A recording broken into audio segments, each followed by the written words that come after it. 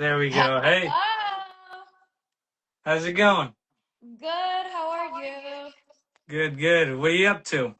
I right now just did all of my makeup for weigh-ins because apparently they're live streaming it, and I'm a female fighter. There ain't no way I'm gonna get caught lacking on stream.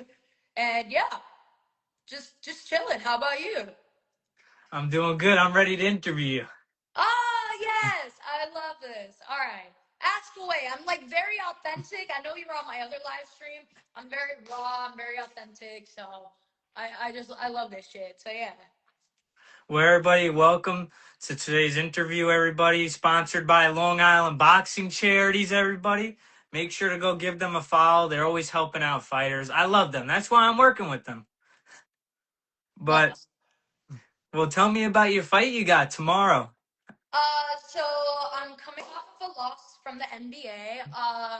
And it was a complete robbery. As anybody who knows boxing, it's the first time I actually went the distance and actually did my thing for 6 rounds and got robbed. So that was just kind of like what the heck, like just very, very much like no, like I can't be doing this. So we scheduled the USA debut because after reviewing it from the Israeli Athletic Commission, we had people who are the head coach of Team USA Amateurs. Thank you so much, Christine Lopez, and just different people who had input, unbiased input. Was like, all right, you're never gonna go into somebody's hometown again to try to go get a title. It's time for you to make the debut in the USA. Now, I was born here in the USA, but I am making Aliyah, which is the getting the Israeli citizenship. So I have been talking with the Israeli Athletic Commission, and we officially changed my box rec onto from the United States nationality onto Israel. Um, and that was a big thing for me because nobody in my country at least has ever like as a woman debuted here. The only other person that has was David Alvarez, who is star of David, and he was on Slatest Promotions in Vegas. So it's kind of this fight in South Carolina is kind of not only like a revenge to the fact that I did get robbed. Now I have a 1 on my loss record and I'm no longer undefeated. But it's also something for my people and for myself because like I don't know if you're a boxer or not, but like if you suffer a loss like that where you know you won, you know just X, Y, and Z what is happening, and it gets to a decision where it just F's you over. It really takes a toll on you. It took a toll on my mental health. It took a toll on just like everything about my life, to be honest. So it's just kind of like my FU to what happened to me and to regrow. And because I'm Jewish as well, a lot of my people go through hardships, and that does not ever bring us down. So this is what this fight in South Carolina feels like.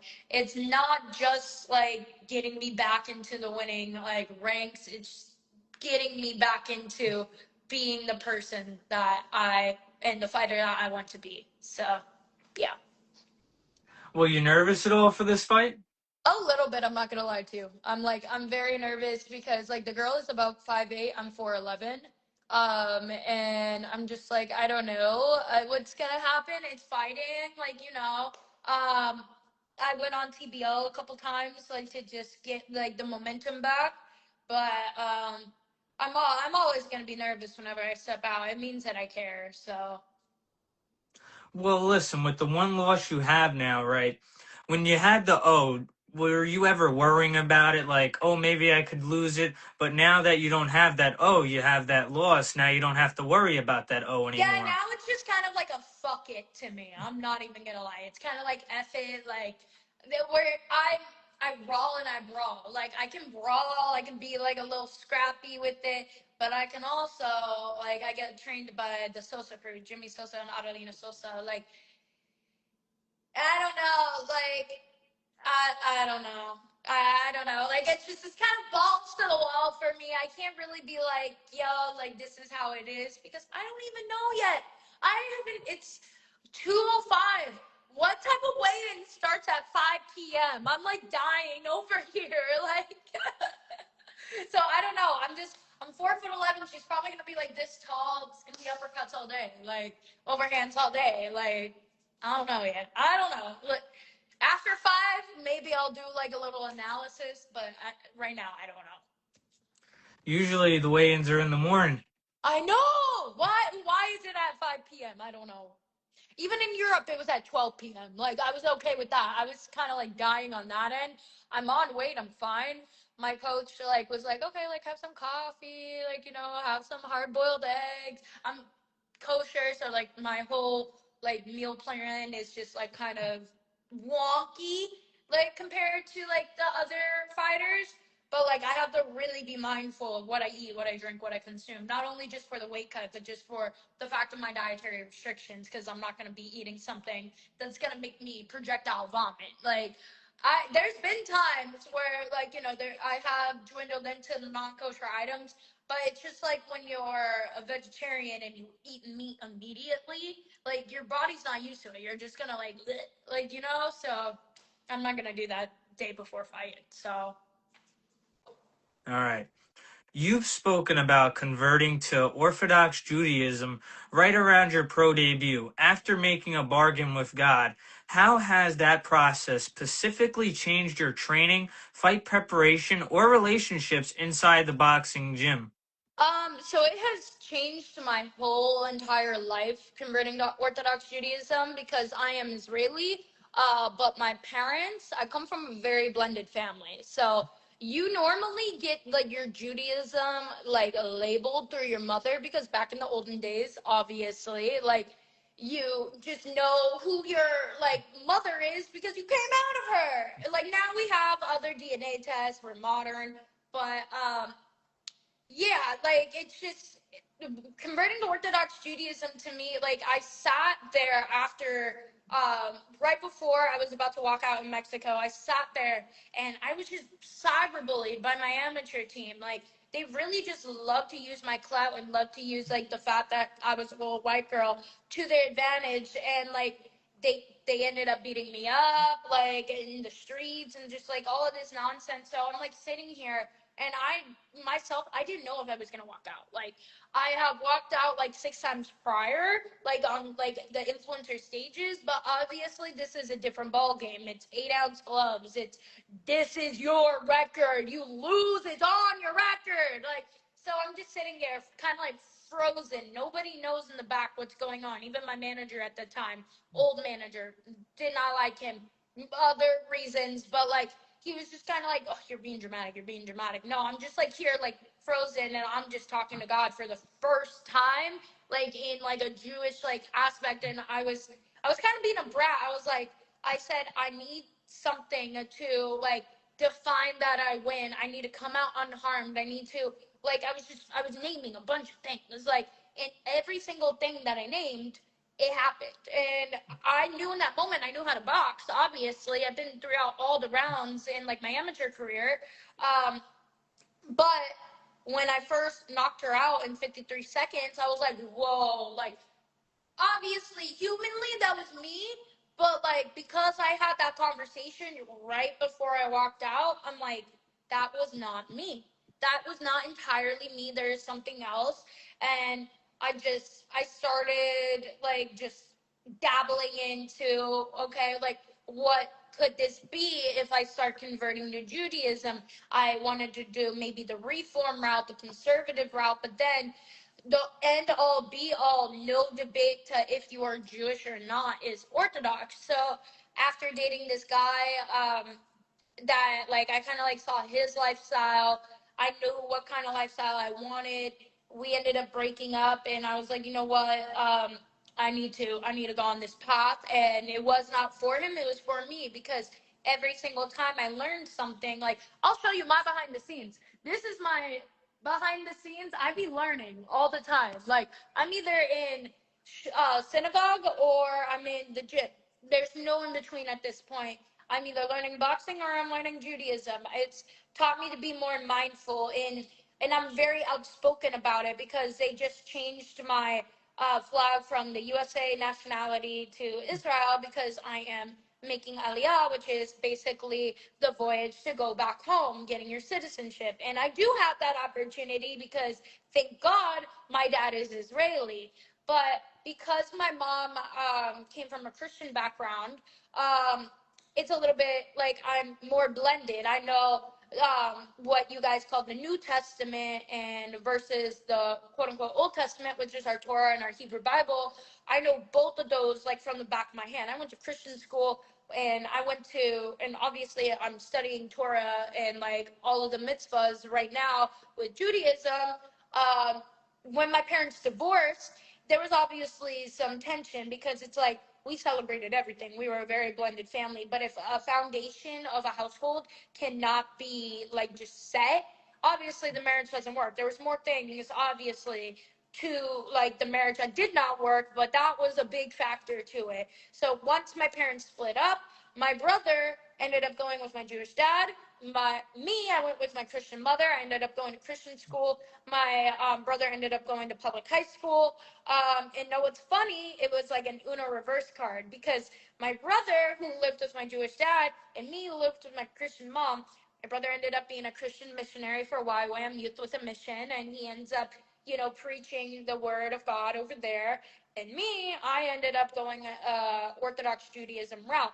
Nobody would know, honestly, because obviously, after this, I'm so sorry, I'm normally covered up, but after this, I'm going to go weigh in. Like, Sosa's going to come and be like, yo, what's up? I wear a skirt. Like, I wear a skirt when I box. The only times I honestly don't wear a skirt is, like, if I need, like, fight shorts, because, like, those gladiator skirts still, like, show a lot.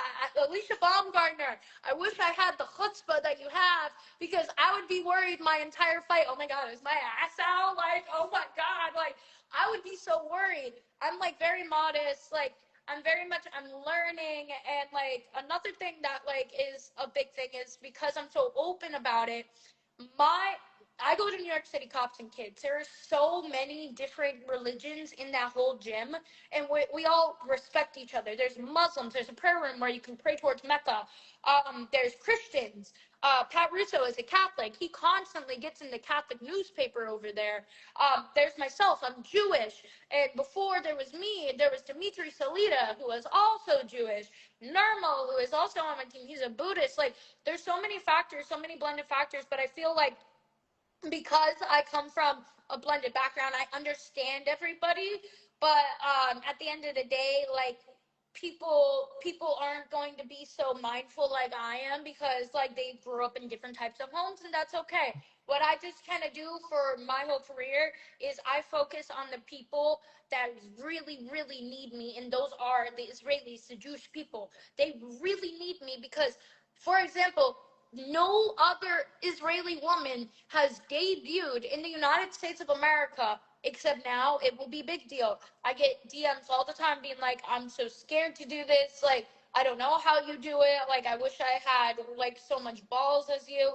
And it's really given me a drive that beyond my boxing career, that I need to be a role model, that I need to be a help to these girls, because at the end of the day, I know this is a masculine sport, but females, and I'm not a feminist, I'm never going to be a feminist, all right? Women have their roles too, but females need that one person to look up to, which for all of us, it was Ronda Rousey, to be the pioneer in order to expand their knowledge, their business, what they want to do. If it's boxing, if it's MMA, like they need a role model, and right now the role model for the Jewish women is in the fighting career is myself, because I'm so outspoken. I don't care if somebody calls me a dirty Jew or a kike or whatever. I really don't care, because at the end of the day, these Jewish women are the ones that I'm focusing on. And I would love if like, my audience could reach like beyond the Jewish people, and it has, because I do have a blend of just boxing, Jews, people who were there before I was boxing, because I've only been boxing for 3 years. And it just, converting to Orthodox Judaism has really flipped 180 in my life, and I wouldn't have taken it back for anything. There's a lot of obviously personal stories that come with it that maybe I'll end up sharing like in due time, but the end all be all is Hashem, which is the name of God in Hebrew. Hashem has literally blessed me with my career, with the people that I have. I know Ace of Wines is in here. I've met so many great people from this whole process. You just got to be mindful in and out of the ring of how you conduct yourself. So, yeah, it's really changed a lot of my life. Well, what do you think about Jake Paul and his most valued promotions? I actually had to say no to El Paso. Unfortunately, I would have been on the Amanda Serrano undercard, but it was not guaranteed that I would be boxing um, before Shabbos or it ended because obviously I'm not a big name yet. I'm not an Amanda Serrano that can be on at 11 p.m. and everybody waits until 11 p.m. for me. Like, you know what I mean? So I would love to. I would really love to, but like it has to be like the right time. It really has to be the right time. I really want to have that NBA rematch. I want to get that belt for my people. I want to end up doing like an event in Israel, which I'm talking to a promoter over there. I don't know how much it's going to be. I'm not really a prize fighter. I don't really care for what the purse value is. I know a lot of people do because obviously you need to get paid for your time in damage in the ring. But me, it's more of like boxing to me is leaving my little thumbprint on this earth and just being. So, yeah. So why exactly did the fight not happen on the Amanda Serrano card? Because I had this fight, and because, Okay. like I said, it wasn't guaranteed that it was gonna be after Shabbos. Because I cannot the Sabbath, I cannot work. I cannot get like paid. I can't do certain things on the Sabbath. I can't like cook, like I can clean, like you just it's a day of rest. It's 25 hours of just being with your family, eating, resting. Like it's a whole vibe. Like right now I'll even show you my behind the scenes is I have all of my stuff over here that I have to make right after weigh-ins. Like I have like two things right after this interview. I'm popping in the microwave, and like you have to clasher these microwaves. It's a bunch of it's a process. It's a whole process. So yeah, that's why unfortunately it didn't work out, but thank God that my coaches actually do know the matchmaker, and my manager actually is managing Mio Yashoda. Mio Yashoda will be on MVP eventually. I'm not going to give away that much, but we are in close contact with them. They've called me the female Jake Paul in the past because of my unorthodox amateur career. Um, it's just a vibe. So yeah. Well, you're fighting a 40-year-old opponent with 55 bouts, a veteran fighter. So, That was in the NBA. Yes. uh, Yeah. and who relied heavily on holding, folding, and a veteran savvy? You had your moments, especially in round four, where you were effective inside and to the body. But what did you learn about your pressure style and ring IQ in that fight? And what specific adjustments are you making in training to avoid being neutralized by experienced veterans who don't want to engage? Um, I just got to be more ballsy. I have to have more chutzpah. I have to honestly, I have to go in there and think, oh, like this could be my last moments because I was playing it too safe on NBA. I really was. I was waiting too long.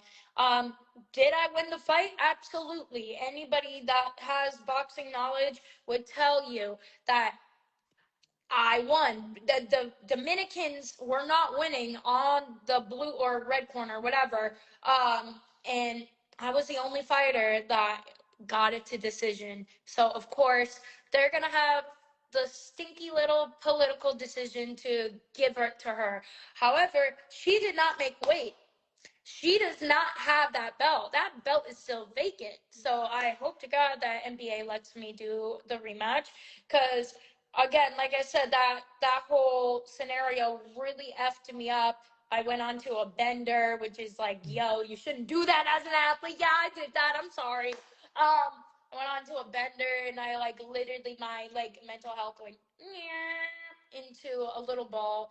But I learned, honestly, well, first off, I looked at her box strike. Whoever the hell knocked her out, thank you. Her chin is going to be more shattered when I get that rematch.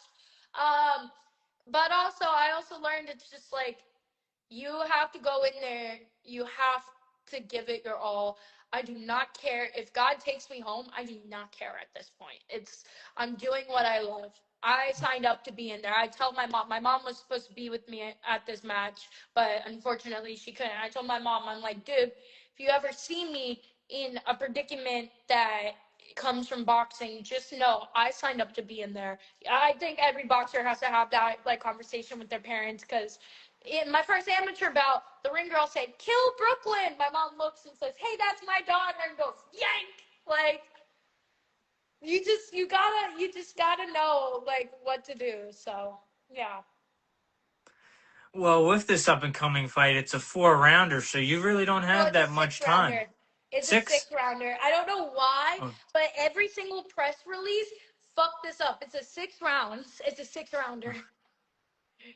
well, 6 rounds, you don't got that much time, but 4 rounds, I was thinking like, wow, she doesn't have that much time. She's got to go right out there. Yeah, no. I think TBL really helped me like with a fast starter because I normally feel stuff out. No, just go in and do your shit. Yeah, they got to fix this. 6 rounds, right? Yes, it's 6 rounds. It's against Shaniqua Frazier. And no, I did not box in Chile. I do not know why my publicist did this to me. He was like, "Oh, well, you had two fights in Colombia that haven't been uploaded." I'm like, "Yeah, but I fought there 3 times. I've never been to Chile, bro." Like, I don't know why my publicist did that to me, but like, yeah, no, it's a 6 rounds. It's here in the U.S. I don't know. All right. Well, picture you're in the fight right now. Give me like a little walkthrough of what you want to do in those 6 rounds. Like, break me down each round. Yeah. Well, first off, I want to get her out early because I don't want to work overtime. All right, I don't want to work overtime. Um, Jabbing, keeping in the pocket, boom, here. Like just I gotta keep everything tight because if I keep putting my hand down, that's where I kept getting clipped. Because I like to hang out sometimes. I hate having both my hands up sometimes. It's like ew. Well, give me like a walkthrough of each round, though. Like Pacifics. I don't know. I don't know if I want to have my game plan out there. Just keeping tight, keeping tight, man. That's all. Well, you got any words for her? You got anything? Shaniqua, you are gonna. First off, I never thought I would actually go up against somebody named Shaniqua. So thank you for giving me that opportunity. Number two, you are about to not come back to your parents. I'm sorry. This is for me. You signed up for this, just like how I'm completely aware that I signed up for this. The best person is going to come out alive, and that's me. I got people I gotta get back to. I got a mikvah I gotta like get into. I gotta be a Jew, man. Well, say me as a fan, right? What can I expect? um, I'm gonna make it a big deal. Trust me. I am going to make it a big deal. Like honestly, I really, really think that this is going. Actually, hold on, hold on. When I walk out, hold on. When I walk out, I have the Israeli flag. I have two of them actually. My friend Naomi gave me it. Um, First things first, you are going to see the first Israeli, and so as a fan, you are going to see the first Israeli to walk out. And it's going to be very much. I'm gonna have Harbu Darbu playing, which is an Israeli drill song. You know how like people say my brother's in the U.S. Navy, so they always blast Love Sosa, and I can't blast Love Sosa because my both of my coaches are named Sosa. They don't want that. They don't want the spotlight. So what was the second to Love Sosa? Harbadarbu, which is in Hebrew just saying that guns up, I'm about to blow you up, and just like it's basically love Sosa. That's like the best terminology. So you can imagine that, and you can imagine me being explosive, me being honestly the best way to say it is I'm gonna make this whole thing a big deal because I need this more than she needs this. So once I'm back in the winning circle, then I can go to those bigger promotions like Salidas Promotions or MVP. We can circle back around to, um, but or NBA or like whatever. I just really, really need this. So my fans can really just count on me winning this time around, and making it a big deal. So. Well, what's your overall opinion though about Jake Paul? Like overall about him?